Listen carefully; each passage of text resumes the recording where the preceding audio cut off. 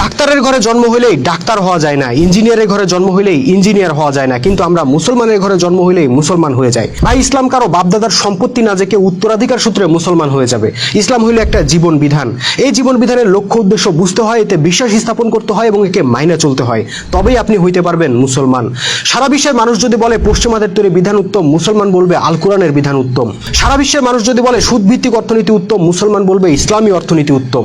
সারা বিশ্বের মানুষ যদি বলে অধিকাংশ মানুষ যেটা বলবে সেটা হবে আইন, মুসলমান বলবে আল্লাহ যেটা বলবেন সেটা হবে আইন। সারা বিশ্বের মানুষ যদি বলে মাদক উপকারী, মুসলমান বলবে মাদক হারাম।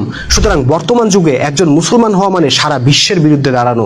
একজন মুসলমান হওয়া মানে সাম্রাজ্যবাদী অস্ত্র ব্যবসায়ীদের বিরুদ্ধে দাঁড়ানো। একজন মুসলমান হওয়া মানে স্রোতের বিপরীতে নৌকা বেয়ে সামনে আগানো। অথচ আমরা অধিকাংশ মুসলমান কি করতেছি? আমরা পশ্চিমাদের তালে তাল মিলায় তাদের তৈরি বিধিবিধান ও রাষ্ট্র ব্যবস্থা আমাদের জীবনে কায়েম করছি। আল্লাহর বিধান বাদ দিছি, তারপর টুপি দেখায়, দাড়ি দেখায়, জোব্বা দেখায় বোঝানোর চেষ্টা করতেছি যে আমরা সহি মুসলমান। ভাই, আল্লাহর সাথে এইসব ধাপ্পাবাজি আর কতদিন করবেন?